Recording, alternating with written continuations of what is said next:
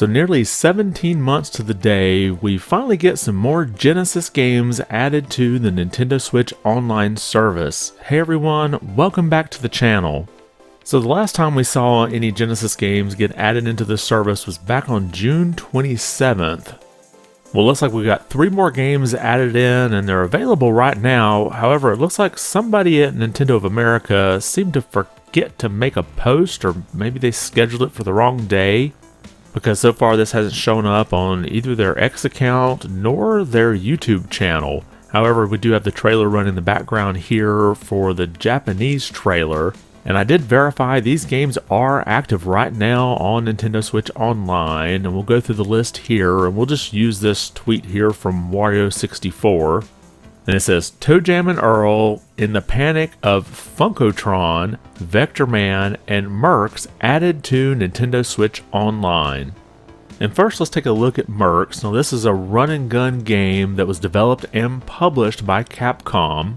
And it was originally released in arcades in 1990, and it's actually a sequel to the 1985 game Commando.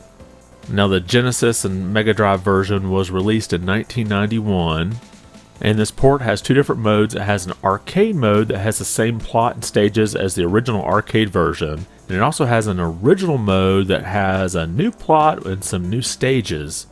Now, one of the main perks about the original mode is that it has the addition of a weapon shop where you can go in and buy more power-ups using the in-game currency that you obtain from defeating different enemies. And you have the ability to switch between different characters that have their own unique weapons. Now, unfortunately, the Genesis version is only single player, so you won't be able to do any 2-player co-op with this version. And this port was received fairly well. In fact, the Mega Drive version in the UK was the top-selling game in October of 1991.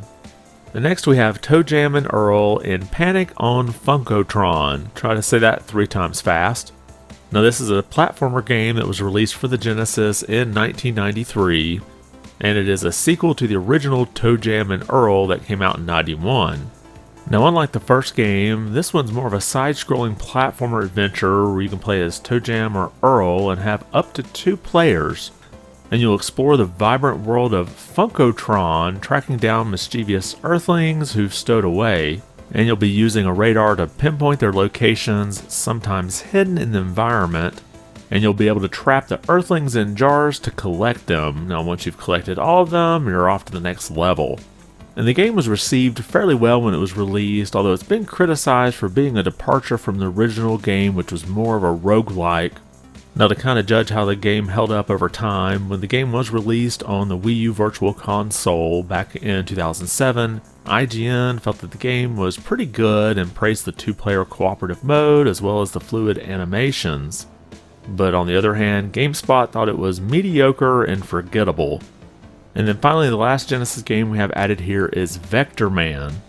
Now, this is a single-player 2D platformer that was released for the Genesis in late 1995. Now, the game is set in a dystopian future, and you're playing as Vectorman, who's a lone robot on a mission to save Earth. After humanity abandons the polluted planet, leaving robots to clean up the mess, a supervisor bot named Raster merges with a nuclear warhead and becomes the villainous Warhead, declaring war on humans. And as the only unaffected robot, Vectorman takes it upon himself to thwart Warhead's plans and restore order. And the gameplay is a fast-paced 2D action platformer where players guide the hero through 16 levels filled with enemies, obstacles, and secrets. The gameplay focuses on running, jumping, and attacking with projectile-based combat reminiscent of classics like Contra and Mega Man. And players can explore open-ended levels, collect power-ups to enhance abilities, and transform into unique forms like a helicopter or a speedy vehicle to overcome challenges. And you have a life bar to keep track of your life, but if you die, you do have the option to lower the difficulty, but not without some ridicule. And the game was pretty successful when it was released. It was one of the best-selling video games of the 1995 holiday season, and during that time it sold 500,000 copies in the US. And both EGM and GamePro awarded it the Best Genesis Game of 1995. So what are your thoughts about these 3 classic games coming to the Nintendo Switch Online Plus Expansion Pack service? It's definitely a surprise announcement considering it has been nearly 17 months since we've seen a SEGA Genesis game added. And on top of that, we just had Donkey Kong Land 2 added yesterday. So I do have to wonder if Nintendo will add anything else to the service tomorrow, making it 3 in a row. Drop your comment below and let me know your thoughts.